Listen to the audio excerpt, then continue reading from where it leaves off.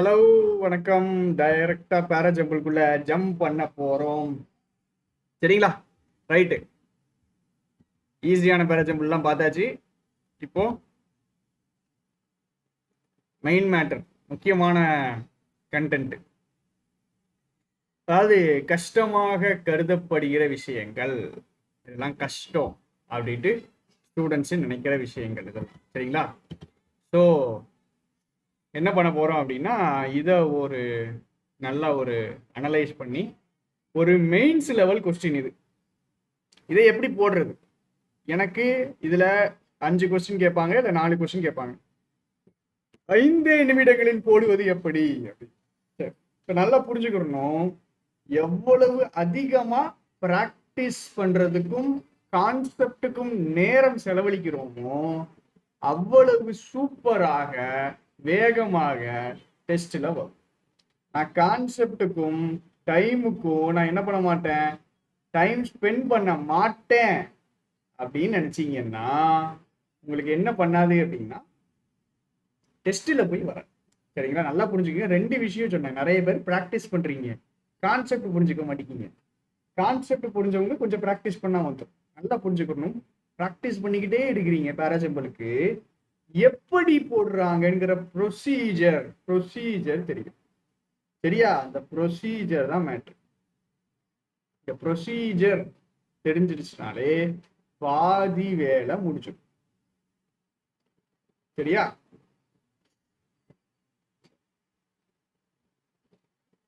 Right. இப்ப பார்க்க ஆரம்பிப்போம். பாத்துக்கீங்க, the sentence marked as D is fixed. அப்ப D வந்துட்டு fixed. D வந்து என்ன பண்ண வேண்டாம், மாத்த வேண்டாம். D அங்கேயே தான் இருக்கும். சரியா? D மாத்த வேண்டான் இருக்காங்க. சரி, வேற D மாத்த வேண்டாம், மத்த எல்லாத்தையும் ஃபிக்ஸ் பண்ணி வச்சிருக்கோம். D தான் 4th வரும். சரி, ஜம்ப் பண்ண போறோம். with the largest wealth inequality gap among 200 நாட்டுகள்ல largest adjective, wealth inequality adjective, gap தான் இங்க நவுன் வித் ப்ரிப்போசிஷன். சரியா? 200 கண்ட்ரி. கிரெடிட் சூசஸ் ஏதோ ஒன்று, global wealth report. Credit Suisse உடைய குளோபல் அட்ஜெக்டிவ், கிரெடிட் சூஸ் உடைய அதுவும் அட்ஜெக்டிவ். யூஎஸ் பத்தி சொல்றாங்க. The US, the United States of America, முழு பேர் இங்க இருக்குது.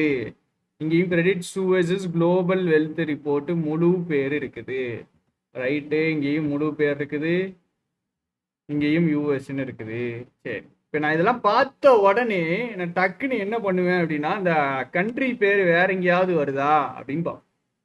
இந்த நாட்டுடைய பேரு வேற எங்கேயாவது வருதா? வருது. எங்க வருது? இந்த வருது, அமெரிக்கான்னு வருது. வேற வேற வேற வேற வேற வேற வேற எங்கேயுமே வரல. ரைட்டு, இப்போ யூஎஸ்ன்னு ஃபர்ஸ்ட் வரும், அதுக்கப்புறம் அமெரிக்கா வரும். அப்படிதானே? முதல்ல என்ன சொல்ல மாட்டோம், அமெரிக்கான்னு சொல்ல மாட்டோம். First United States of America, US அப்படின்னு சொல்லிட்டு அமெரிக்கான்னு போகும். அப்படிதானே? நம்ம எல்லா நியூஸ் பேப்பர்லையும் நீங்க ரீட் பண்றது பாத்தீங்கன்னா ஃபர்ஸ்ட் முழு பேர், பெரிய பேர், தெளிவான பேர் இருக்கும். அதுக்கப்புறம் என்ன இருக்கும் கீழே? அதுக்கப்புறம் ஷார்ட் நேம் இருக்கும். Honourable Shri prime minister Narendra Modi அப்படின்னு போட்டிருப்பாங்க ஃபர்ஸ்ட் லைன்ல. போக போக போக பிஎம் மோடின்றுவாங்க. இனிஷியல் ஸ்டேஜ்ல பெரிய பேர், முழு பேர் இருக்கும், போக போக கம்மியாயிரும். அப்ப ஏ எப்பவும் ஏ எங்க வரும்? பிக்கு முன்னாடி எங்கனாலும் வரலாம் அப்படிங்கிற மாதிரி இருக்கு. சரி, பர்சன்டேஜ் வாசியாச்சு. யூஎஸ் வந்துட்டு எதை நோக்கி போகுது? Is racing. ரேசிங்னா வேகமா போறதுன்னு அர்த்தம். எதை நோக்கி போகுதுன்னா economic Cliff. Economic Cliff, economic Cliff. Right, இதுக்கு என்ன அர்த்தம்னு பார்ப்போம். ஏன்னா இது கொஞ்சம் முக்கியமா இருக்கு. யூஎஸ் எங்க நோக்கி போகுது? Economic Cliff. கிளிஃப்னா என்னது? கிளிஃப்னா என்னதுன்னா இது ஒரு 3D ஆப்ஜெக்டா நீங்க என்ன பண்ணிக்கணும், இமேஜின் பண்ணிக்கணும். சரிங்களா? இதுல ஒருத்தர் எங்க வந்து நிக்கான் அப்படின்னா இந்த எட்ஜில் வந்து நிக்கான். இந்த எட்ஜில் வந்து நிக்கான். இங்க என்னது இருக்கு? கீழே ஒரு பெரிய குழி இருக்குது. கீழே குழி இருக்குது. சரிங்களா? கிளிஃப்னா என்னதுன்னா ஒரு மவுண்ட், ஐயோ ஒரு குழி இருக்குதுன்னு வச்சுக்கிறோம். சரியா? ஒரு மவுண்டன் இருக்குல்ல, ஒரு மவுண்டன் இருக்கும். இந்த மவுண்டனு ஒரு விஷயம், இந்த மவுண்டனுடைய எட்ஜ் இங்க இருந்து கீழே விழுந்துருவாங்க அப்படின்னு இருக்கும்ல, அதுக்கு பேர் தான் கிளிஃப். இப்படி இருக்குது, கிளிஃபை தாண்டிட்டோம் அப்படின்னா கீழே விழுந்துருவோம். அப்படியே சர்ன்னு கீழே பயங்கரமா இறங்கிடும், கீழே பயங்கரமா போயிருவோம் அப்படின்னா கிளிஃபை தாண்டிட்டோம்னு அர்த்தம். என்ன சொல்றாங்க, யூஎஸ் எதை நோக்கி போயிட்டு இருக்குது, ஒரு எக்கனாமிக் கிளிஃப் அப்படின்னு என்ன அர்த்தம், எக்கனாமிக்கலா என்ன ஆக போகுது, கீழே விழப்போகுது. கிளிஃபை தாண்டின உடனே கிளிஃபை நோக்கி போயிட்டு இருக்குது அப்படின்னா இன்னும் கொஞ்ச நேரத்துல கிளிஃபை தாண்டி கீழே விழுந்துரும் அப்படின்னு சொல்றோம். ரைட்டா, இது புரியும். ரைட், அடுத்தது இன் டுடேஸ் அமெரிக்கா.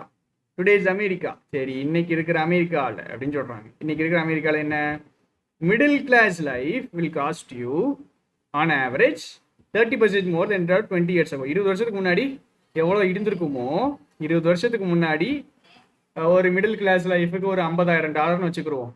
இப்போ என்ன சொல்றாங்க, அதை விட 30% அதிகமாக வரும் அப்படின்னு சொல்றாங்க. ஆனால் இப்போ ஒரு மேக்ஸ் உங்களுக்கு தெரியும், நீங்களே போட்டுருங்க சரிங்களா. 30% அதிகமாக வரும். $50,000 இப்போ இருக்குது அப்படின்னா அதை விட ஒரு 30%னா $65,000 வரும், $15,000 கூட வரும் அப்படிங்கிற மாதிரி வச்சுக்கிறோம் சரிங்களா. 30% அதிகமாக வரும் அப்படின்ட்டு. இப்போ $50,000 இருக்குது 20 வருஷத்துக்கு முன்னாடி, இப்போ 30% அதிகமாக வரும். Right, relative to the change in middle class income since 1980 இங்க ஒரு வருஷம் வருது. ரைட், இங்க என்ன வந்திருக்கு, 20 years ago வந்திருக்கு, 1980 வந்திருக்கு. ஹவுசிங் காஸ்ட் 100% இன்க்ரீஸ் ஆயிருக்கு. Health care 200%. Price of education சோர்னா பயங்கர வேகமா இன்க்ரீஸ் ஆகுது.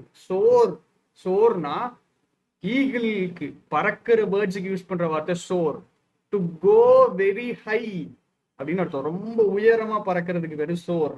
இப்போ பயங்கர உயரம் ஆயிடுச்சு 600% பாயிண்ட்ஸ்க்கு, அதாவது எல்லாமே ஏறுது. இப்போ பாருங்க, பிலையும் அதான் சொல்லியிருக்காங்க, என்னது, காசு அதிகமா இருக்குன்னு சொல்லியிருக்காங்க. சில என்ன சொல்லியிருக்காங்க, இதுக்கு இவ்வளோன்ட்டு. நல்லா புரிஞ்சுக்குங்க, இந்த 2 சென்டென்ஸ் பார்த்த உடனே உங்களுக்கு இது தெரியணும். என்னது, இந்த பி உடைய எக்ஸ்பேன்ஷன் தான் இந்த சி. பி என்ன சொல்லியிருக்காங்க, மிடில் கிளாஸ் லைஃப் ஆவரேஜா எவ்வளவு, 30% மோர் அப்படின்னு மட்டும் சொல்லியிருக்காங்க சரிங்களா. ஜஸ்ட் மொத்தமா மிடில் கிளாஸ் லைஃப் 30% மோர்னு சொல்லியிருக்காங்க. இங்க என்ன பண்ணியிருக்காங்க, specific housing, health care, education இதெல்லாம் இன்க்ரீஸ் ஆனதுனால தான் என்ன ஆகுது, அமெரிக்கால மிடில் கிளாஸ் லைஃப் எவ்வளவு அதிகமாகுது, 30% அதிகமாகுது. அப்போ பில சொல்லியிருக்கிற பாயிண்ட்டை தான் என்ன பண்ணியிருக்காங்க, சில எக்ஸ்பேண்ட் பண்ணியிருக்காங்க. ரைட், இப்போ நல்லா யோசிச்சு எனக்கு சொல்லுங்க, பில சொன்னதை தான் சில எக்ஸ்பேண்ட் பண்ணியிருக்காங்கன்னு சொல்லியாச்சு. பி எழுத வராதா, பிக்கு அப்புறம் சி வருமா இல்ல சிக்கு அப்புறம் பி வரும், பிக்கு அப்புறம் சி வருமா இல்ல சிக்கு அப்புறம் பி வருமா, எது வரும், ஃபர்ஸ்ட் சொல்லிட்டு எக்ஸ்பேண்ட் பண்ணுவாங்களா இல்ல எக்ஸ்பேண்ட் பண்ணிட்டு சொல்லுவாங்களா, எப்படி சொல்லுவாங்க, ஃபர்ஸ்ட் சொல்லிடுவாங்க, சொன்னதுக்கு அப்புறம் எக்ஸ்பேண்ட் பண்ணுவாங்க. எக்ஸாம்பிள், நியூஸ் பேப்பர் வாசிக்கிறது என்ன பண்ணுவாங்க, ஃபர்ஸ்ட் ஹெட்லைன்ஸ்ல சுருக்கி சொல்லிடுவாங்க. ஃபர்ஸ்ட் ஒரு லைன்ல சுருக்கி சொல்லிடுவாங்க. ஹெட்லைன்ஸுக்கு கீழே ஒரு சின்னதா ஒரு லைன் இருக்கும் பாத்தீங்களா, சின்னதா கம்மியான சைஸ்ல போல்ட் பண்ணி அதில் சுருக்கி சொல்லியிருப்பாங்க. அதுக்கப்புறம் எக்ஸ்பேண்ட் பண்ணுவாங்க. நியூஸ் வாசிக்கிறவங்க பார்த்துருக்கீங்களா, ஃபர்ஸ்ட் சுருக்கி சொல்லுவாங்க, இந்தியா இன்னைக்கு ஜெயிச்சிச்சு அப்படிம்பாங்க. இந்தியா இன்னைக்கு ஜெயிச்சிச்சுன்னா யார் எத்தனை ரன் எடுத்தா, யார் எத்தனை விக்கெட் எடுத்தாங்க, இந்த கேப்டன் எவ்வளோ ஸ்கோர் பண்ணாரு, இது எல்லாத்தையுமே அதுக்கு அப்புறம் சொல்லுவான் சரிங்களா. அப்போ ஃபர்ஸ்ட் ஒரு ஸ்டேட்மெண்ட் சொல்லிடுவாங்க, அதுக்கப்புறம் இந்த ஸ்டேட்மெண்ட்டை எக்ஸ்பேண்ட் பண்ணுவாங்க. இந்த லாஜிக் உங்களுக்கு புரிஞ்சிச்சுன்னா ரொம்ப யூஸ்ஃபுல்லாக இருக்கும். சென்டென்ஸை சொல்லுவாங்க, ஒரு விஷயத்தை சொல்லுவாங்க, சொன்னதுக்கு அப்புறம் அதை எக்ஸ்பேண்ட் பண்ணி சொல்லுவாங்க அப்படிங்கிறது சரிங்களா. அப்போ நம்ம 3 வாசித்திருக்கோம், இதுல என்ன கண்டுபிடிச்சாச்சு, பிசின்னு கண்டுபிடிச்சாச்சு.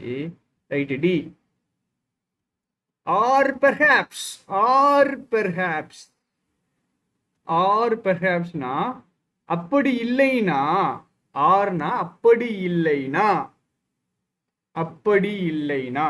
இப்போ இதுக்கு முன்னாடி ஒன்று சொல்லியிருக்கணும், அதனாலதான் ஆறு போடுறோம். இப்போ இந்த ஆறு முக்கியம். அப்படி இல்லைனா பெர்ஹாப்ஸ் ஒருவேளை அப்படின்னு அர்த்தம். பெர்ஹாப்ஸ் அப்படின்னா இந்த விஷயம் நடக்கலாம், நடந்திருக்கலாம், இல்லை நடக்காமையும் இருந்திருக்கலாம்னு சொல்றோம். பெர்ஹாப்ஸ் முக்கியமான வார்த்தை, பாசிபிலிட்டியை காமிக்கிறது. ஒருவேளை இப்படி நடந்திருக்கலாம், ஒருவேளை இப்படி ஆயிருக்கலாம் அப்படின்னு சொல்றது தான் பெர்ஹாப்ஸ். சரியா? ரைட். ஆர் பெர்ஹாப்ஸ் ஆப்ஷன் கொடுக்குறாங்க. இந்த டி fixed in a once in a generation turn of events, COVID-19 has already pushed us off it. COVID-19 என்ன பண்ணிடுச்சு, ஏற்கனவே நம்மளை தள்ளி விட்டுருச்சு. ஆஃப் இட்டா, என்னது இந்த ஆஃப் இட்டு? ஓடபிள்எஃப்க்கு நம்ம ஆளுக்கு மீனிங் தெரியாது, பயங்கர கஷ்டப்படுவாங்க. ஓடபிள்எஃப்னாலே நெகட்டிவ் வார்த்தை. Call off, run off, play off எல்லாமே ஓடபிள்எஃப்னால நெகட்டிவ் வார்த்தை. எப்பவுமே எதை குறிக்கும் அப்படின்னா செப்பரேஷன், பிரிவினையை குறிக்கும். செப்பரேஷன். இது எழுதுறது மட்டும் கொஞ்சம் கஷ்டம், சரிங்களா? செப்பரேஷன், பிரிவினை, செப்பரேஷனை காமிக்கும். சரியா? செப்பரேஷனை காமிக்கிறது இந்த எந்த வார்த்தை? ஓடபிள்எஃப். pushed us off it. Right. நல்லா புரிஞ்சுக்குங்க, நல்லா புரிஞ்சுக்குங்க. இந்த இட்டு தெரிஞ்சவன் ஆன்சர் போட்டுருவான், இந்த இட்டு தெரியாதவன் ஆன்சர் போடணும். இந்த ஃபுல் பேராஜம்பிள், இந்த 5 மார்க்கு எந்த வார்த்தையை டிபெண்ட் பண்ணி இருக்குதுன்னா இந்த இட்டு என்னன்னு கண்டுபிடிக்கிறது. சரிங்களா? இட்டு என்ன அப்படின்ட்டு கண்டுபிடிக்கிறது தான் இருக்கு. இந்த இட்டு என்னங்கிறத நம்ம கண்டுபிடிப்போம். சரியா? அப்படியே டிராவல் பண்ணிக்கிட்டே இருங்க, நம்ம அப்படியே புரிஞ்சுக்கிட்டே வரோம். என்ன சொல்றோம்? பெர்ஹாப்ஸ் ஒருவேளைன்னு சொல்றோம். அப்போ இதுக்கு முன்னாடி ஒன்று சொல்லியிருக்கணும். அடுத்தது இன்னொரு ஆப்ஷன், ஒருவேளை நம்மளை ஏற்கனவே COVID-19 என்ன பண்ணிடுச்சு, தள்ளி விட்டுருச்சுன்னு சொல்றாங்க. Once in a generation turn of events அப்படின்னா, once in a generation turn of ஈவெண்ட்ஸ்னா நடக்கவே நடக்காது. ஒரு 50 வருஷம் 60 வருஷத்துக்கு ஒரு தடவை தான் நடக்கும், இல்ல ஒரு 100 வருஷத்துக்கு ஒரு தடவை தான் நடக்கும் அப்படின்னு சொல்றது தான் once in a generation turn of events. Once in a blue Moon அப்படின்னு சொல்லுவோம்ல, once in a generation turn of events. COVID-19 has already pushed us off it. COVID-19 ஏற்கனவே தள்ளி விட்டது அப்படின்னு சொல்றோம். அடுத்தது விமெனை பத்தி இங்க தான் முதல்ல பேசுறோம். Women were the driving force. இப்ப நான் சொல்றேன் இல்லம்மா, நான் சொல்ற விஷயங்கள் இருக்குல்ல, இது எல்லாமே உங்க மைண்ட்ல வேகமா போகணும். நான் என் வார்த்தையில சொல்ற, நான் என் வாயால சொல்ற வார்த்தைகள் எல்லாமே உங்க மைண்ட்ல ஓட வேண்டிய விஷயங்கள். சரிங்களா? வாயால சொல்றதுனால 10 நிமிஷம் 15 நிமிஷம் ஆகுது. மைண்ட்ல யோசிச்சீங்கன்னா சட்டுன்னு 5 நிமிஷத்துல வந்து. Women were the driving force. எதுக்கு பின்னாடி? middle class income of generations past. Once in a generation, இங்க generation past இருக்குது. And they will drive the revival of our post-COVID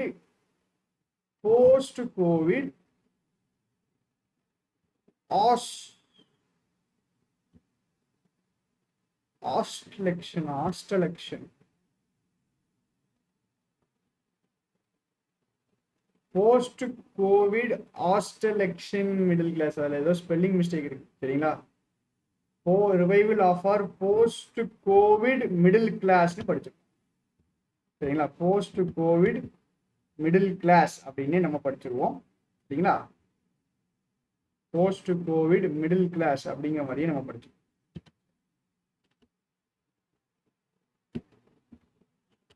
ஏதோ ஸ்பெல்லிங் மிஸ்டேக்.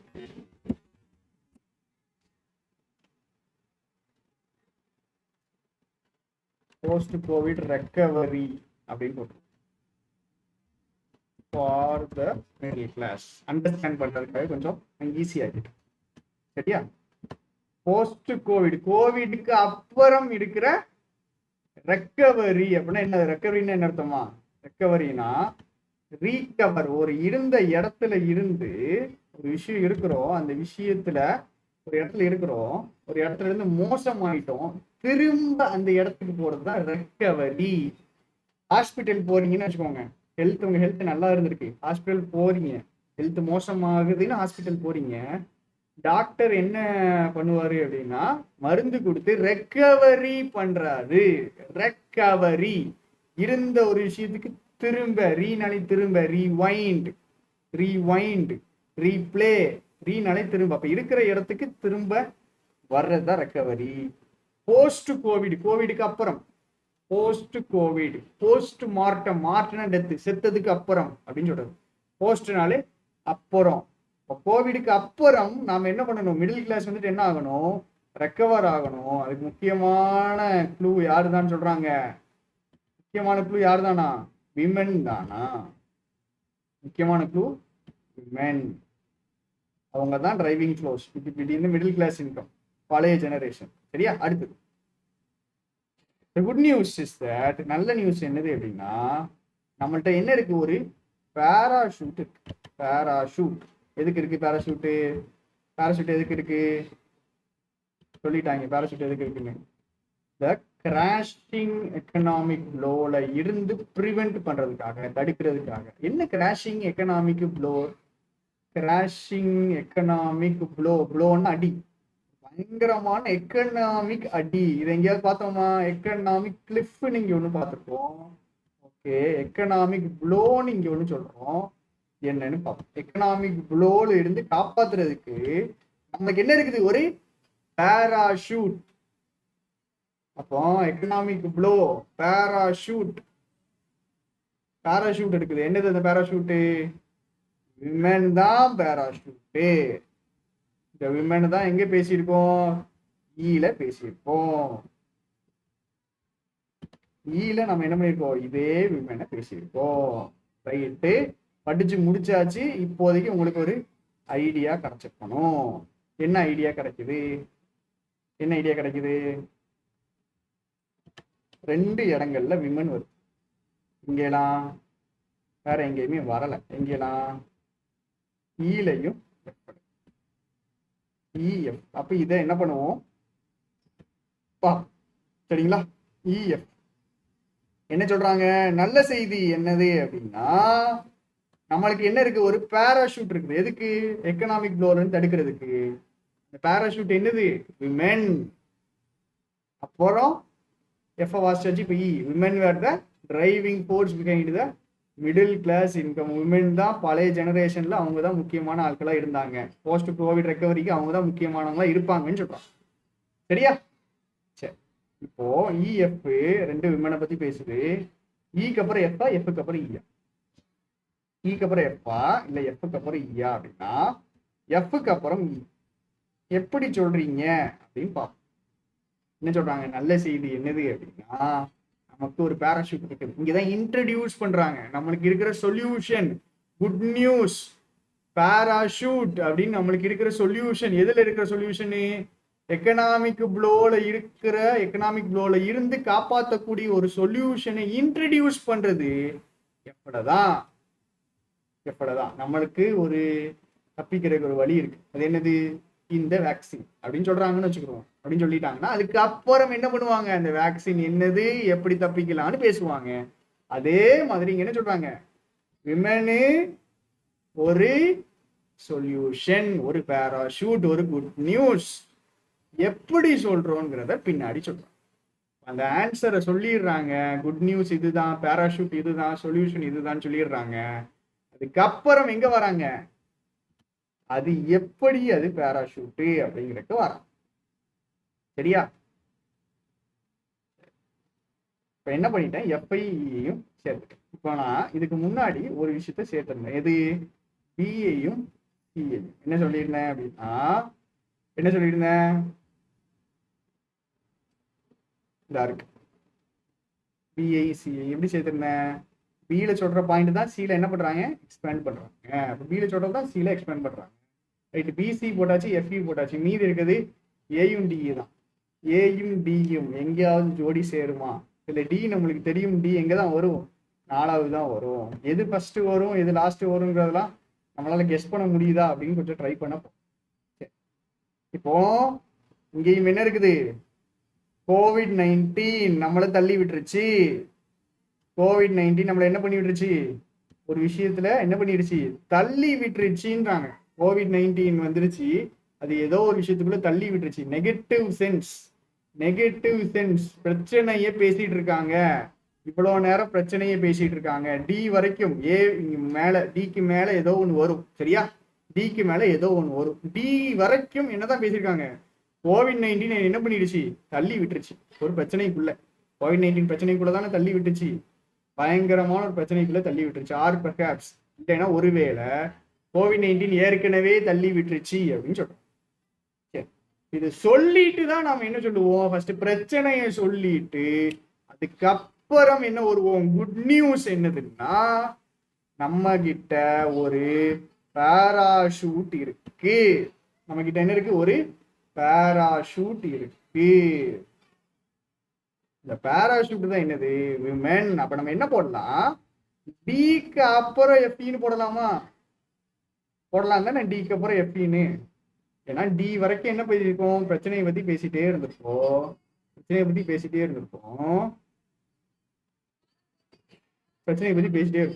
அதுக்கப்புறம் என்ன ஆகுது, எஃப்இ சொல்யூஷன் வரும். சொல்யூஷன் சொல்றோம். எஃப்ல என்ன சொல்யூஷன் சொல்றோம், ஈல சொல்யூஷனை எக்ஸ்பேண்ட் பண்ணிவிடும். சரியா, சரி, சூப்பர். இப்ப அடுத்தது இதுக்கு மேல பிசிஏ. இப்ப நல்லா புரிஞ்சுக்கங்க, நான் ஒண்ணு சொன்னேன், என்ன சொன்னேன், 22 நிமிஷம் தான். ஐயோ பண்ணிடுவீங்களே. சரி, புரிஞ்சுக்கிட்டா ஓகே. கொஞ்சம் வேகமா போவோம். இட்டு, இந்த இட்டு எதை குறிக்குது அப்படின்னு சொன்னேன், என்ன பண்ணிடுச்சு, தள்ளி விட்டுருச்சுன்னு. தள்ளி விட்டுருச்சு. ஆர் பெர்ஹாப்ஸ் ஒருவேளை இங்கிட்ட என்ன வந்திருக்கு, ஒரு நெகட்டிவான ஒன்று வந்திருக்கு. COVID-19 ஏற்கனவே தள்ளி விட்டுருச்சு. அந்த சைடும் என்னதான் வரும், நெகட்டிவ். ஒருவேளை இப்படி இல்ல அப்படி அப்படின்னு சொல்ல வராங்க. நான் என்ன போடுவேன் அப்படின்னா, டிக்கு முன்னாடி ஏ போடுவேன். ஏன்னு நான் சொல்றேன் பாருங்க, இந்த இட்டுங்கிற வார்த்தை என்ன சொல்லியாச்சு, COVID-19 என்ன பண்ணிடுச்சு, ஏற்கனவே என்னையே தள்ளி விட்டுருச்சு. எதுல இருந்து தள்ளி விட்டுச்சு அப்படின்னா, இந்த இருக்குல்ல, இந்த கிளிப்ல இருந்து. கிளிப்னா என்னன்னு சொல்ல ஞாபகம் இருக்கா, இப்படி ஒரு படம் வரைஞ்சி கீழே குழி இருக்கும்னு சொன்னேன்ல, எட்ஜ். இந்த இடத்துல நிக்கிறேன், கீழே குழி இருக்குதுன்னா கிளிப். இப்படி இருக்குது, கீழே குதிக்கிறதுக்கு பேரு, கீழே குதிச்சிட்டோம் அப்படின்னா கிளிப். என்ன சொல்றாங்க, யூஎஸ் எக்கனாமி எதை நோக்கி போயிட்டு இருக்குது, கிளிப்பை நோக்கி போயிட்டு இருக்குது. அப்படி இல்லைன்னா ஒருவேளை ஏற்கனவே COVID-19 என்ன பண்ணிடுச்சு, இந்த கிளிப்ல இருந்து தள்ளி விட்டுருச்சு. என்ன பண்ணிடுச்சு, என்னைய தள்ளி விட்டுருச்சுன்னு சொல்றோம். கிளிப்ல இருந்து என்னைய தள்ளி விட்டுருச்சு. COVID-19 ஏற்கனவே கிளிப்ல இருந்து தள்ளி விட்டுருச்சு. அப்போ வேகமா நான் racing towards an economic cliff. அப்படி இல்லைன்னா ஒருவேளை COVID-19 என்ன பண்ணிடுச்சு, கிளிப்ல இருந்து தள்ளி விட்டுருச்சு. ஏடி வந்துருச்சு அப்படின்னா பிக்கு அப்புறம் தான் சி வரும்னு நமக்கு தெரியும். பிசி நான் என்ன பண்ணிட போறேன், ஸ்டார்டிங்ல போட போறேன். சரியா, பில என்ன சொல்றாங்க, மிடில் கிளாஸ் லைஃப் என்னது, 20 வருஷத்துக்கு முன்னாடி காசு கம்மி. இப்போ ஒவ்வொரு இதுக்கும் காசை ஏத்திட்டாங்க. இப்படிலாம் ஏத்துனதுனால என்ன வந்துருச்சு, இன்இக்வாலிட்டி கேப் வந்துருச்சு. இன்இக்வாலிட்டி கேப் வந்து யாருக்கு வந்துருச்சு, யூஎஸ்க்கு வந்துருச்சு. The largest inequality gap. 200 நாட்டுல அதிகமான இன்இக்வாலிட்டி கேப் யாருக்கு இருக்குது, யூஎஸ்க்கு இருக்குது. எப்படி வந்துச்சு, மிடில் கிளாஸ் லைஃப்ல என்னது 20 வருஷத்துக்கு முன்னாடி இருந்ததை விட இப்ப என்னது, காசு பயங்கரமா செலவழிக்கணும். அப்போ பணக்காரன் ஆகிட்டே போறான், ஏழை ஆகிட்டே போறான் அமெரிக்காலையும். அப்ப இன்இக்வாலிட்டி, பணக்காரனுக்கும் ஏழைக்கும் இருக்கிற கேப் அதிகமாகிட்டே போகுது. அப்ப யூஎஸ் எதை நோக்கி போகுது? ஒரு எக்கனாமிக் கிளிஃப் நோக்கி போகுது. பிசிஏ கிளிஃப்ல இருந்து கிளிஃப்ல நோக்கி போகுது. அப்படி இல்லைன்னா என்ன பண்ணிட்டாங்க? கிளிஃப்ல இருந்து ஏற்கனவே தள்ளி விட்டுட்டாங்க. யார் தள்ளி விட்டா? கோவிட் தள்ளி விட்டுருச்சு. தள்ளி விட்டு கீழே விழுறாங்க. விழும்போது ஒரு நல்ல நியூஸ் இருக்குது. கீழே விழும்போது ஒரு பேராஷூட் இருக்குது. எந்த வார்த்தைலாம் முக்கியம்னு பாத்துக்கோங்க. எக்கனாமிக் கிளிஃப் ஆஃப் இட்டு பேராஷூட். எக்கனாமிக் கிளிஃப்ல இருந்து விழுறோம், தள்ளி விட்டுட்டாங்க, ஆனா ஒரு பேராஷூட் இருக்குது. பேராஷூட்டுடைய பேர் தான் விமென். விமென் இப்படி இப்படிலாம் நம்ம எக்கனாமியை காப்பாற்ற போறோம். முடிஞ்சிடுச்சு. சரியா? ஓகே, அடுத்த இதுல கொஞ்சம் வேகமா போவோம். எதுக்கு இவ்வளவு டீட்டெயிலா போனேன்னு எனக்கே தெரியல. கொஞ்சம் ஸ்லோவா இருந்துச்சுன்னா கொஞ்சம் வேகமா வச்சு கேட்டுக்குங்க. கொஞ்சம் எல்லா ஸ்டூடெண்ட்ஸ்க்கும் இதாகணும் அப்படிங்கிறதுக்காக தான் ரொம்ப ஸ்லோவா போகுது. சரிங்களா? ஒருவேளை நீங்க ஒரு ஆவரேஜ் ஸ்டூடெண்டா இருந்தீங்க, எனக்கு எல்லாம் தெரியும் அப்படின்னீங்கன்னா கண்டிப்பா வேகமா படிச்சிடலாம். ஃபாஸ்டா ஓட்டி படிச்சிடுங்க, இல்லை ஸ்பீடா வச்சு பேசி படிச்சிடுங்க. தேங்க்யூ.